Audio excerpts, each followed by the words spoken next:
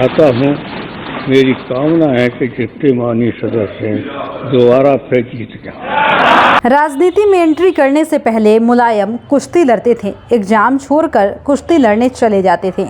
कभी सम्मेलन में अखर दिखा रहे दरोगा को मंच पर ही पटक दिया था।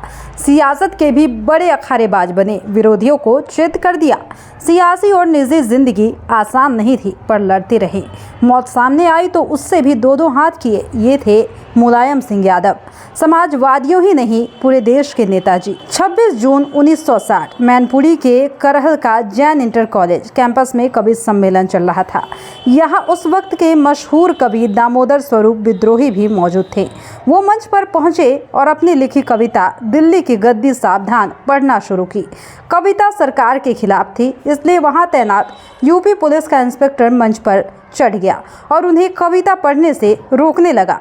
वो नहीं माने तो उनका माइक छीन लिया गया। इंस्पेक्टर ने कवि को डांटते हुए कहा, आप सरकार के खिलाफ कविता नहीं पढ़ सकते। मंच पर बहस हो रही थी कि दर्शकों के बीच बैठा 21 साल का पहलवान दौड़ते हुए मंच पर पहुंचा।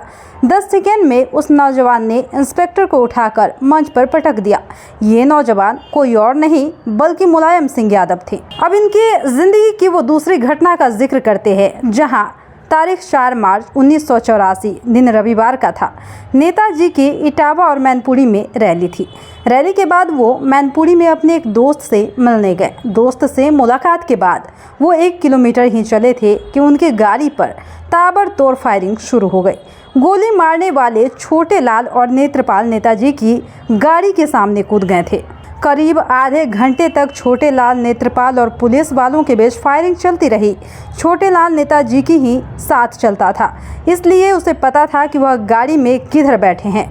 यही वजह है कि उन दोनों ने 9 गोलियां गाड़ी के उस हिस्से पर चलाई जहां नेताजी बैठा करते थे। लेकिन लगातार फायरिंग से ड्राइवर का ध्यान हटा और उनकी गाड़ी डिसबैलेंस होकर सूखे नाले में गिर गई। यानी नेताजी तुरंत समझ गए कि उनकी हत्या की साजिश की गई है। उन्होंने तुरंत सबकी जान बचाने के लिए एक योजना बना ली। उन्होंने अपने समर्थकों से कहा कि वो जोर जोर से चिल्लाए, नेताजी मर गए, उन्हें गोली लग गई। नेताजी नहीं रहे। जब नेताजी के सभी समर्थकों ने ये चिल्लाना शुरू किया तो हमलावरों को लगा कि नेताजी सच में मर गए। उन्हें मरा हुआ समझकर हमलावरों ने गोलियां चलाना बंद कर दी और वहां से भागने लगे। लेकिन पुलिस की गोली लगने से छोटे लाल की उसी जगह पर मौत हो गई और नेत्रपाल बुरी तरह से घायल हो गया।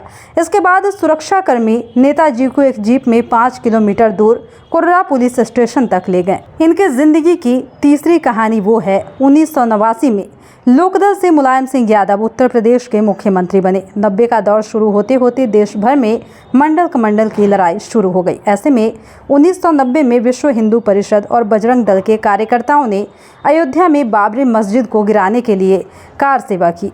30 अक्टूबर 1990 को कार सेवकों की भीड़ बेकाबू हो गई। कार सेवक पुलिस बैरिकेड तोड़कर मस्जिद की ओर बढ़ रहे थे।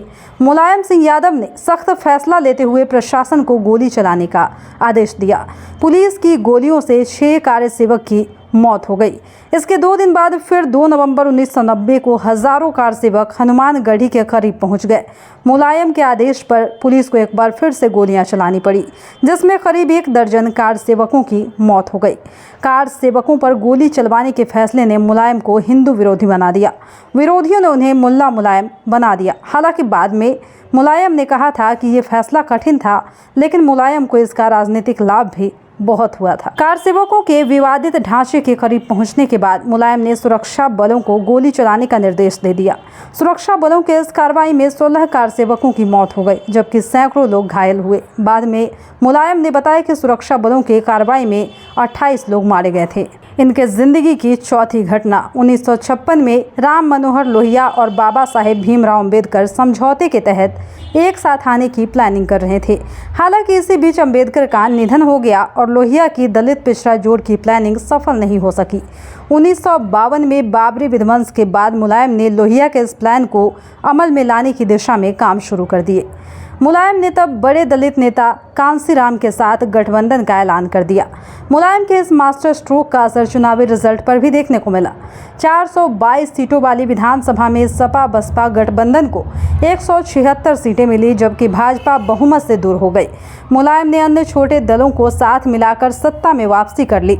मुलायम के सत्ता में आने के बाद यूपी में एक स्लोगन मिले मुलायम कांसीराम हवा में उड़ गए जय श्री राम खूब चर्चित हुआ।